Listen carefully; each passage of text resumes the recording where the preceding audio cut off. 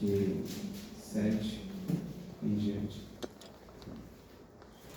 Esse irmão projetou lá no telinha, quem quiser acompanhar lá, seja o mesmo efeito.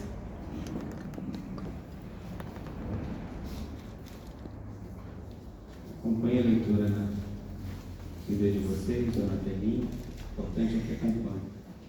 Diz assim: Amados, amemos uns aos outros, pois o amor é de Deus, e quem ama é nascido de Deus e conhece a Deus.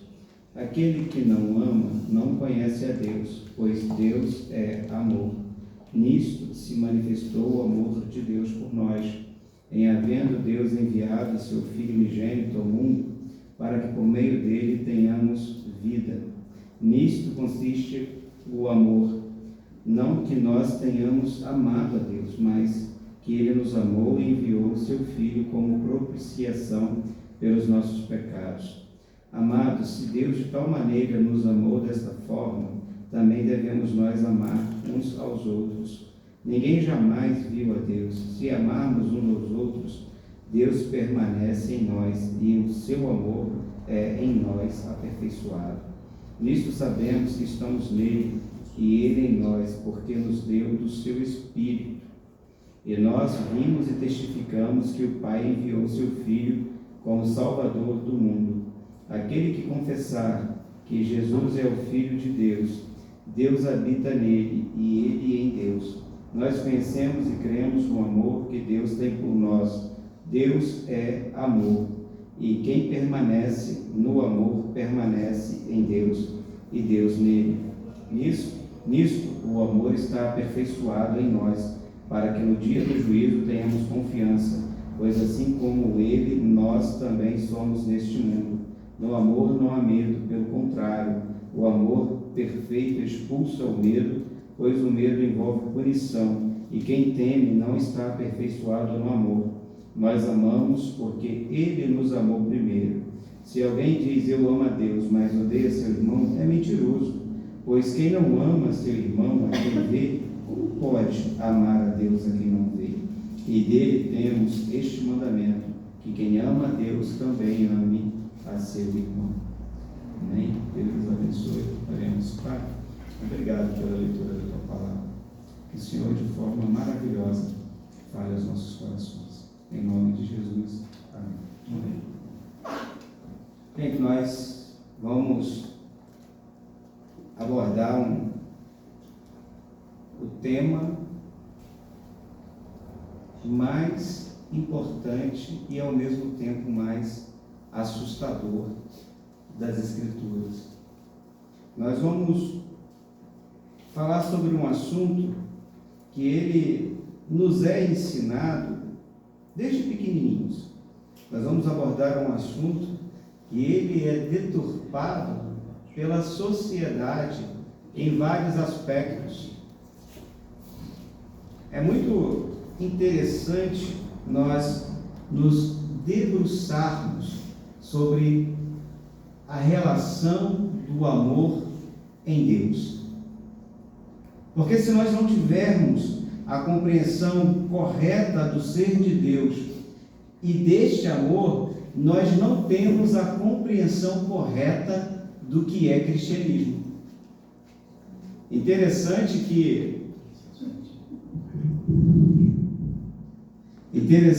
que quando nós abordamos a temática amor, e se nós formos para a esfera secular, nós vamos ver homens inteligentíssimos procurando descrever amor, o amor. Nós vamos ver músicos maravilhosos tentando cantar o amor. E aqui eu abro aspas, veremos amantes incessantes tentando viver o amor.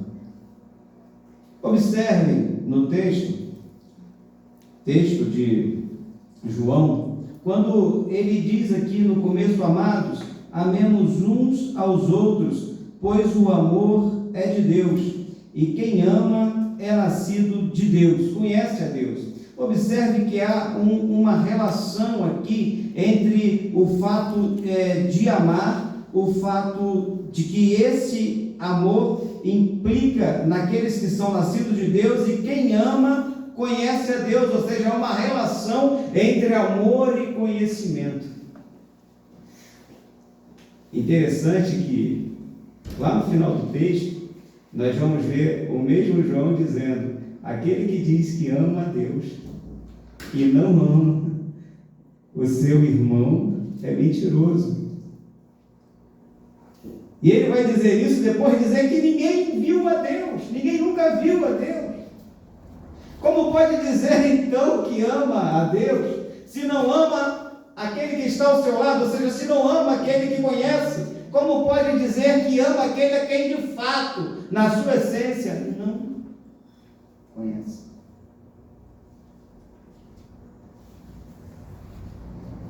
A não ser que estejamos vivendo, de amores de fantasia. Estamos caricaturizando Deus. Estamos criando uma caricatura de Deus e falando: não, eu amo. E aí nessa caricatura projeta-se uma ideia de amor. Mas observe o texto é maravilhoso. Ele diz assim: amados, amemos uns aos outros, pois o amor é de Deus. Em algumas traduções vai dizer que o amor procede de Deus, que o amor vem de Deus. Deus é a fonte de amor. Isso implica que só pode ser amor, só pode haver amor onde há Deus. Isso em todas as esferas da vida. Às vezes eu observo algumas pessoas e essas pessoas dizem assim: não, mas eu amo o meu trabalho. Mas trabalha com algo que contraria Deus. Eu amo o meu trabalho, mas o trabalho lhe afasta de Deus. Eu amo o meu trabalho, mas o trabalho que ela exerce, que a pessoa exerce, é um trabalho que lhe denigre perante a sociedade. Então, ela pode até ter uma grande empatia pelo trabalho, mas não é amor. Porque tudo aquilo que é amor precisa proceder de Deus, vir de Deus. Deus é a fonte do amor. Muitos relacionamentos. E estamos vivendo tempos de relacionamentos estranhos, esquisitos, aos preceitos estabelecidos por Deus para relacionamentos. Não pode ser amor. Se não provém de Deus, se não jorra dessa fonte, não pode ser amor. Relações doentias entre pais e filhos. Não estou falando de relações íntimas, não, estou falando de relações mesmo sociais, aonde há um pleno distrato, uma plena falta de respeito, onde os pais agridem os filhos agridem os pais, e eles dizem: mas eu amo. E quando nós observamos isso, essa ideia de proceder, é de fato uma ideia de uma fonte que jorra. Deus, ele jorra amor, e só pode ser amor se Deus estiver presente, se Deus estiver no meio, no centro.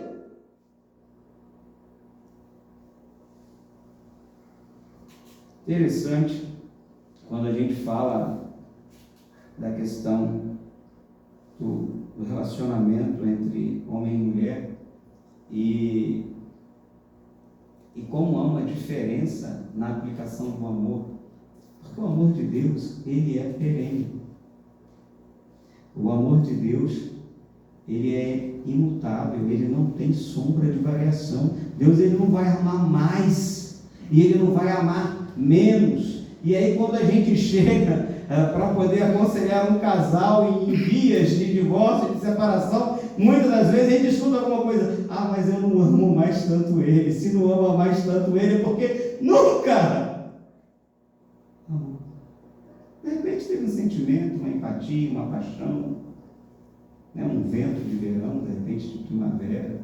Foi em Teresópolis também, não acho provável que seja um vento de inverno. Mas alguma coisa passou e você entendeu que amava. E aí depois você entende que já não ama mais tanto. Mas o amor que procede de Deus, e é com esse mesmo amor que devemos amar as nossas esposas, as esposas dos seus maridos, esse amor ele não pode sofrer variação, ele não tem intensidade, ele não pode amar mais hoje e menos amanhã. Porque é loucura, se é loucura é paixão, não é amor. E se Deus está no centro do relacionamento, se Deus está presente no íntimo do lar, da casa, é amor, mas se lá não tem Deus, não tem amor. Pode ter qualquer outro sentimento, até sentimentos de carinho, mas não vai ter amor. Observe que o autor vai dizer para a gente que o amor, e quem ama, né, é a expressão de quem é nascido de Deus. E observe que ele diz e conhece a Deus. Ele está escrevendo para crentes. Os estudiosos não conseguiram precisar a quais crentes ele estava escrevendo, mas ele estava escrevendo para os cristãos do primeiro século, para os cristãos do segundo século, do terceiro século, para os cristãos dos dias de hoje. Que quem ama é nascido de Deus e conhece a Deus.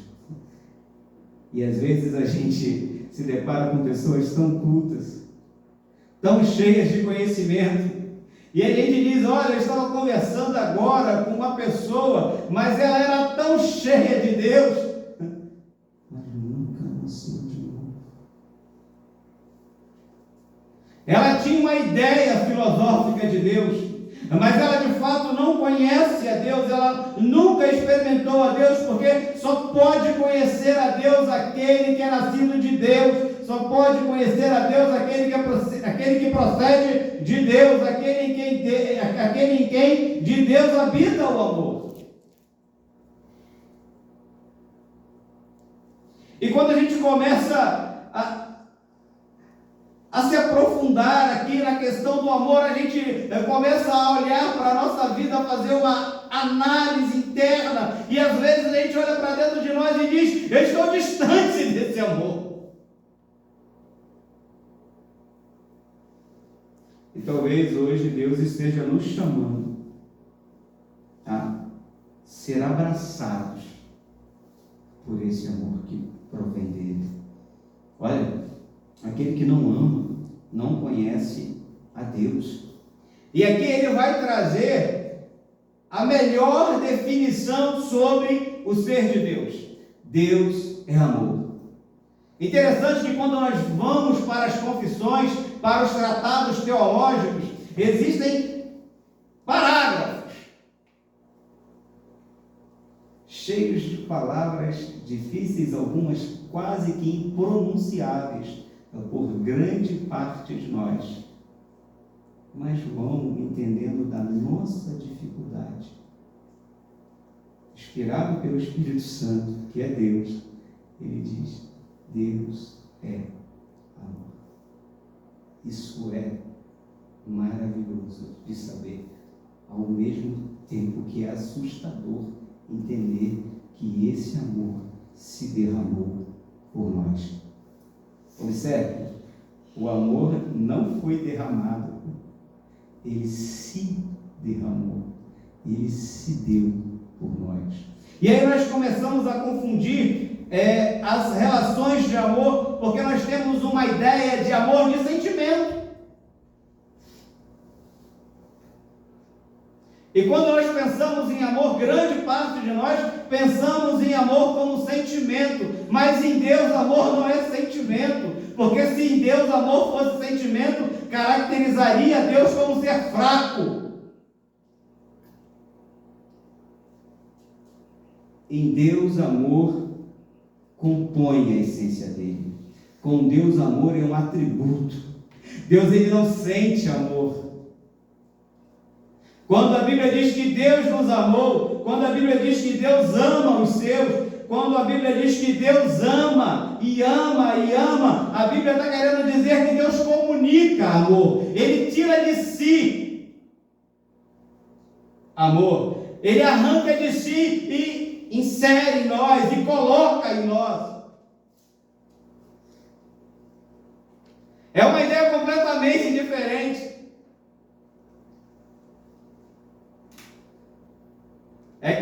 É como se nós fôssemos uma planta enxertada. Quem conhece ali no campo sabe o que eu estou falando. O que é um enxerto? Às vezes a gente pega lá uma laranja de uma qualidade, pega às vezes um limão, uma tangerina, ou uma laranja de outra qualidade, corta um galinho, vai lá, enxerta e aí você tem algo novo. Nós somos enxertados de amor. Deus, ele pegou um pedaço de nós, cortou e veio com o seu galho de amor e inseriu, enxertou em nós.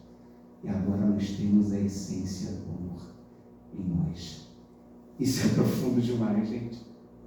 Isso é maravilhoso demais. Isso é assustador demais entender e compreender que nós temos em nós a essência, parte dessa essência grandiosa de Deus, que é o amor. Ele enxertou o amor em nós.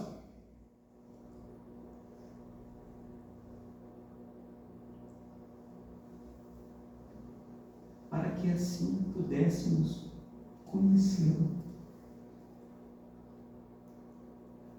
Para que assim pudéssemos prová-lo. Para que assim pudéssemos senti-lo.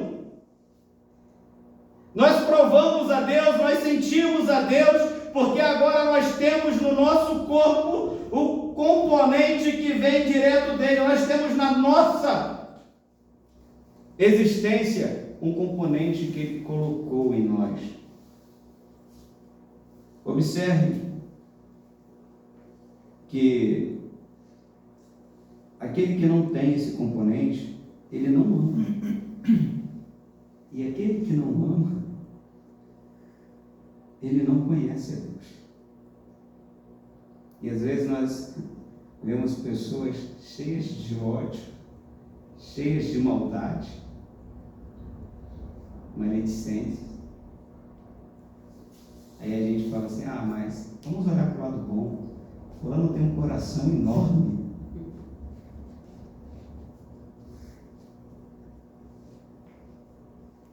Tumores ficam enormes também.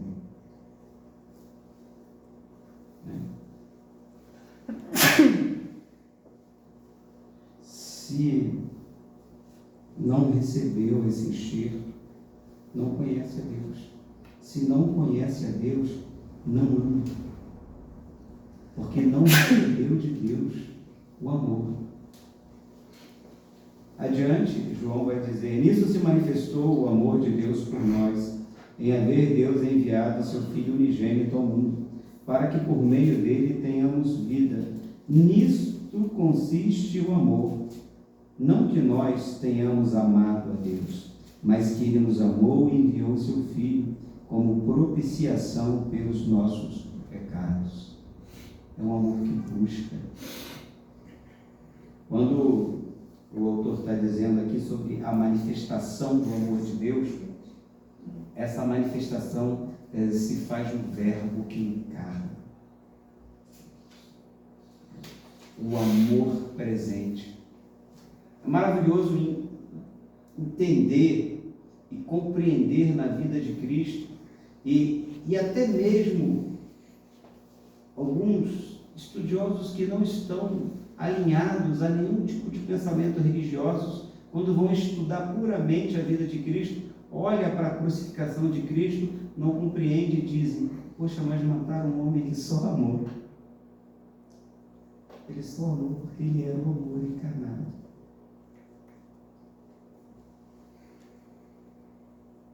Observe que essa manifestação desse amor, ela está presente na pessoa de Cristo. Cristo é a expressão máxima desse amor. E observe que Deus ele envia Cristo a nós para poder apaziguar. Por isso que mais à frente ele vai fazer uso do termo propiciação. Ele vai eliminar o distanciamento, a ira, ele vai saciar a justiça. Porque não seria possível fazer isso. Cristo é o sacrifício perfeito.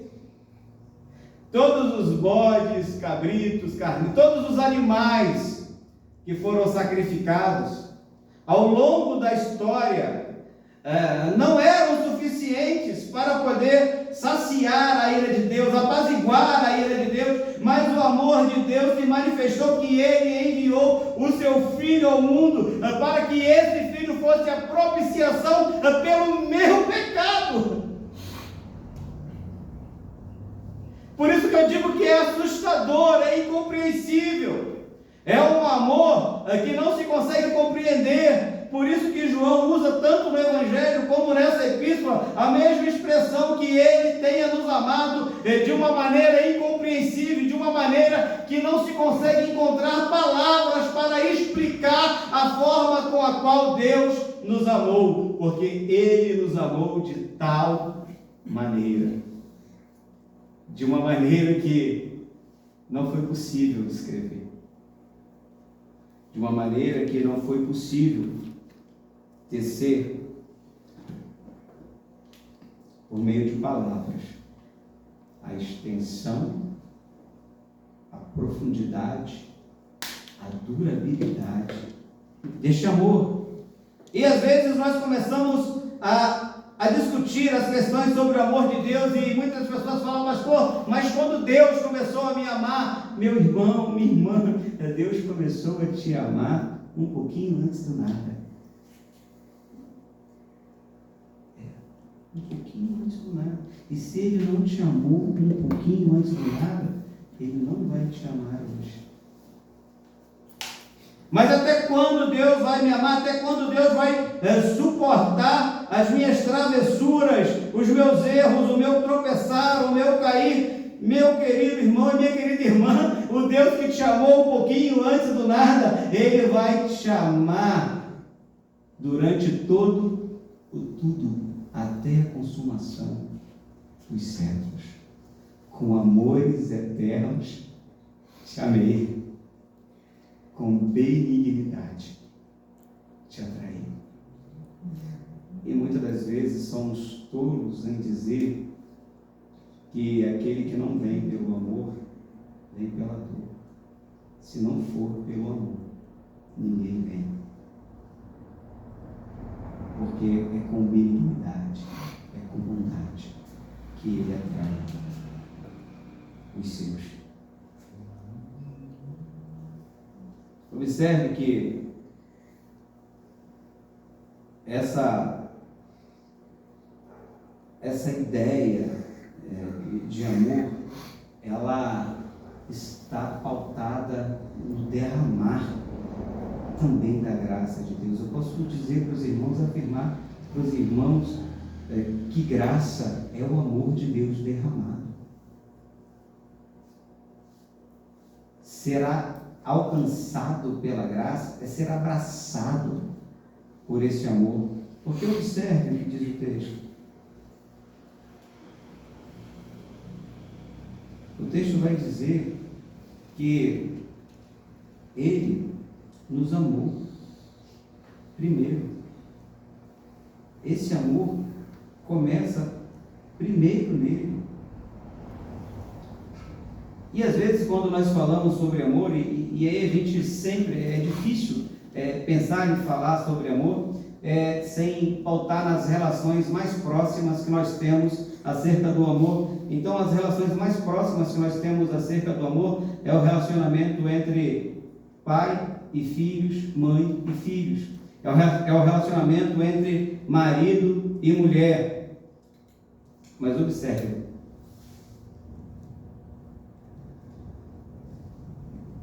que muitos pais e muitas mães deixam de amar os seus filhos por conta de características que seus filhos têm. O relacionamento marido e mulher é um pouco pior, porque ele só começa a partir do conhecimento de determinadas características. Deus, ele não nos amou porque temos qualquer característica que lhe seja interessante ou atraente. Ele nos amou de uma forma inexplicável. Nós não temos atributos, nós não temos qualidades suficientes para fazer com que Deus olhe para nós e diga: olha, eu te amo porque você ora bastante, eu te amo porque você lê bastante as Escrituras, eu te amo porque você está sempre lá na reunião de oração, eu te amo porque você abre a igreja. Não, nada disso é suficiente. Ele nos ama apenas porque Ele nos ama. Ele nos ama porque é graça, não é porque tenhamos qualidades ou merecimentos. Ele nos ama porque aprove na sua bondade, na sua misericórdia, aprove em seu amor comunicar de si para conosco, colocar de si em nós.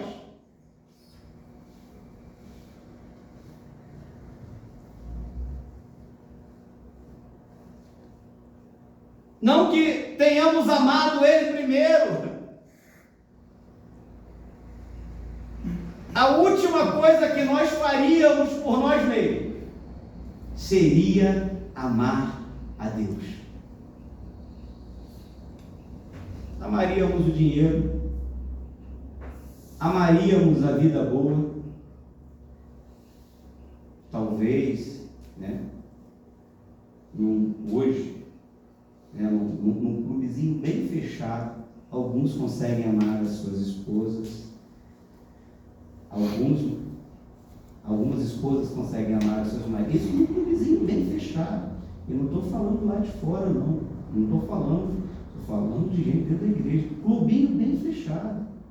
Alguns pais amam os seus filhos, alguns filhos amam os seus pais, alguns amam a vida dissoluta, a boemia, a vida promíscua.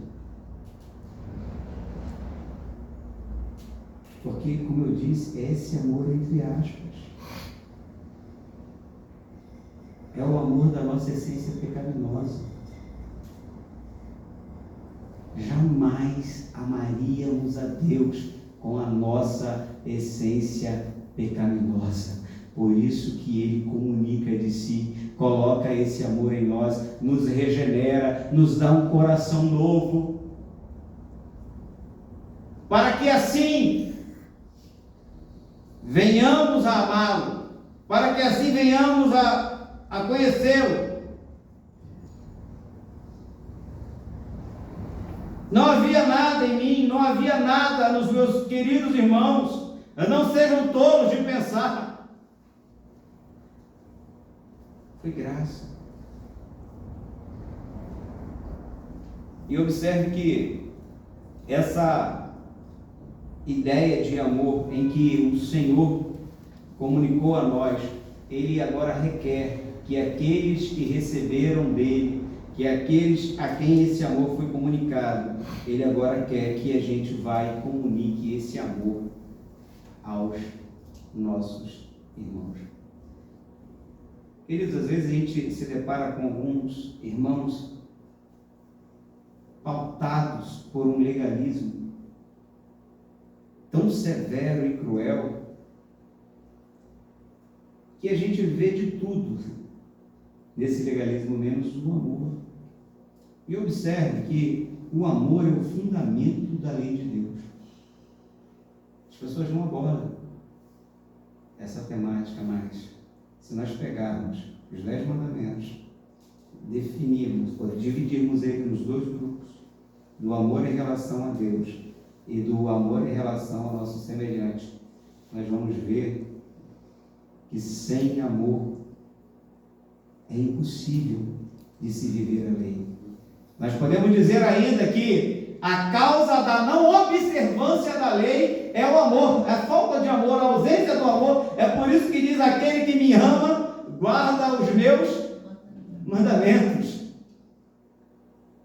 Agora observe, o homem que diz que ama a Deus, Deus, eu te amo, ele vai se curvar diante de outros deuses? Deus, eu te amo. Espera aí, deixa eu fazer uma imagenzinha aqui da terceira pessoa da Trindade. O homem que diz amar a Deus, ele vai desonrar pai e mãe. Eu amo a Deus, eu amo, eu sigo o Senhor, eu vou para a igreja, mas antes de vir para a igreja fez um barraco enorme em casa com o pai. Eu não amo. O homem que ama a Deus vai cobiçar a mulher do seu irmão, vai olhar com olhares altivos a mulher do seu irmão. O homem que ama a Deus vai cobiçar o bem, o dinheiro, a riqueza, os servos. O amor é a base, é o fundamento da lei.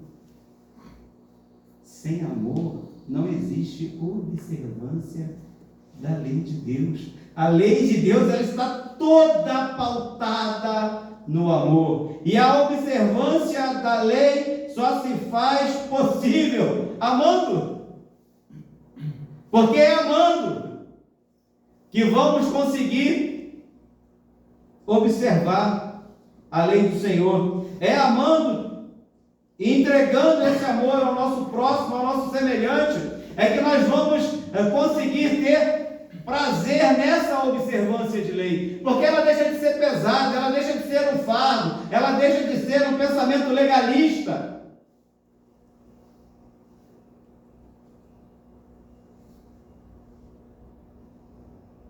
Observe que João vai dizer que ninguém jamais viu a Deus. Se amarmos uns aos outros, Deus permanece em nós. A ideia dele aqui é que, enquanto estivermos nessa terra, nesse corpo, sujeito a todas as questões da queda, dos reflexos, dos aspectos da queda em nós, enquanto estivermos aqui, nós só poderemos contemplar a Deus se amamos, naqueles que amamos. Olha o que ele diz, nisto, ninguém jamais viu a Deus. Se amarmos uns aos outros, Deus permanece em nós e o seu amor em nós é aperfeiçoado. Ou seja, na relação que nós temos, é que nós demonstramos o amor. E todas as vezes que demonstramos esse amor, as pessoas conseguem enxergar Deus em nós. Gente, que coisa gostosa quando a gente está em determinados ambientes e a gente toma determinadas ações, determinadas atitudes, e alguém chega para a gente e fala assim: nossa, você fez um negócio completamente diferente. Eu vi um negócio bom em você. Eles não conseguem descrever o que é, mas eles dizem: eu vi um negócio bom em você. Tem as pessoas que se dizem espiritualizadas e falam: tem uma aura de bondade sobre a sua cabeça. É porque você está amando e as pessoas estão vendo Deus em você. Elas não conseguem entender ou compreender, talvez, que seja Deus em você. E aí elas começam a buscar explicações. Por isso que é importante que a gente venha amar e entregar esse amor, para que no aperfeiçoamento desse amor, o mundo possa contemplar Deus em nós. Que possamos refletir Deus em nós. Porque o amor já é por si reflexo de Deus. E se temos esse amor em nós, nós também vamos refletir a Deus. nós seremos um luzeiro de amor. As pessoas olharão para nós e enxergarão através dos nossos atos e das nossas ações que Deus é presente em nossas vidas. Agora não adianta, meus irmãos. Essa é a excelência da graça, não é pelo muito labutar na igreja, não é pelo ativismo religioso. Não adianta você vir para a igreja todo santo dia. Tem igreja que abre todo dia. O cabra está na igreja segunda, terça, quarta, quinta, sexta, sábado, domingo. Mas a vida dele é uma treva só. Saiu da porta da igreja, a nuvem de tempestade com os raiozinhos vai seguindo ele. Trovão, explosão para tudo quanto é lado. As pessoas não conseguem enxergar Deus, mas nós temos esse compromisso de nos aperfeiçoarmos, de amarmos, de forma que o mundo possa contemplar Deus em nós, que possamos ser a atração para o mundo que busca Deus. E uma das coisas que a gente mais escuta hoje, as pessoas dizem: há tanta maldade no mundo, há tanta maldade no mundo, porque as pessoas estão vazias de Deus. Isso dito por um vazio de Deus. E aí nós vamos lembrar de Jesus falando sobre as últimas coisas. Eu não quero entrar na ideia aqui das últimas coisas segundo a visão preterista, futurista, mas Jesus dizendo que a causa do aumento da iniquidade é o esfriamento do amor. Temos amado pouco. Observe, nos versos seguintes, ele vai falar sobre essa testificação do amor do Pai no envio de Cristo, e mais adiante ele vai dizer assim: nós conhecemos e cremos no amor que Deus tem por nós. Deus é amor, e quem permanece no amor permanece em Deus e Deus nele. Nisto o amor está aperfeiçoado em nós, para que no dia do juízo tenhamos confiança, pois assim como ele é, nós também somos neste mundo. Observem, meus queridos irmãos, que uma das artimanhas mais terríveis do diabo, Satanás, uma das amarguras da chamada doença desse século, é justamente o fato de não nos sentirmos amados. Uma das coisas que o diabo mais tenta fazer na nossa mente, no nosso coração, é fazer com que venhamos a sentir que não somos amados por Deus. Nós começamos a duvidar do amor de Deus, nós começamos a ver tanta malignidade ao nosso redor, e às vezes em nós que a gente pensa: como é que Deus pode me amar? Por isso que eu disse que é assustador, é assombroso, quando eu olho para dentro de mim com todos os meus percalços, com todos os meus defeitos, com todas as minhas maldades, olhar para dentro de mim e ter a plena certeza, a plena convicção, a ciência de que Deus me ama, de que Ele me amou, de que Ele me ama e de que Ele para sempre me amará. Nós não podemos deixar que o inimigo, que Satanás venha tirar, roubar essa certeza de nós. Nós devemos fazer como o salmista disse: ainda que meus pais me deixem, o Senhor nunca vai me deixar. Posso dizer, porque eu sei que nos braços do Senhor eu sou amado, eu estou seguro, eu me sinto envolvido pelos braços do Pai. Isso é maravilhoso. Meus irmãos, vocês que têm filhos, experimentem abraçá-los com um amor, mas envolvê-los e colocar eles quase que dentro de você. Como é gostoso. É assim que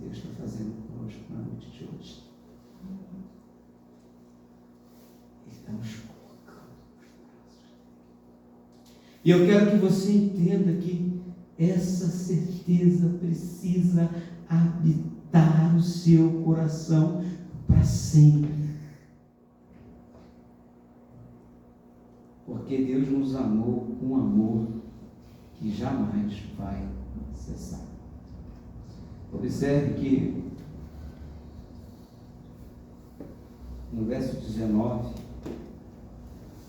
ele vai dizer: nós o amamos porque ele nos amou primeiro. E aqui João ele está nos dando a resposta do porquê que esse amor pode ser aperfeiçoado em nós, do porquê que nós podemos amá-lo, do porquê que nós podemos senti-lo. Tudo isso é possível porque, primeiro, como eu disse, um pouquinho antes do nada, ele nos amou. E isso possibilita todo esse sentimento. Mas ele faz um alerta para nós. João, ele traz um alerta à igreja. Ele diz: se alguém diz eu amo a Deus, mas odeia seu irmão, é mentiroso. Pois quem não ama seu irmão a quem vê, como pode amar a Deus a quem não vê? E dele temos este mandamento, que quem ama a Deus também ame o seu irmão. E que Deus derrame desse amor continuamente sobre as nossas vidas. E que esse amor maravilhoso venha apagar as chamas do ódio, da vingança, nos corais dos remorsos, para que possamos cumprir o mandamento. E que mandamento é esse, pastor? O mandamento é que aquele que ama a Deus também ame a si. Que Deus abençoe. Que esse Deus de amor nos abençoe. Que possamos sair daqui iluminados por esse amor, acachopados por esse amor. Possamos amar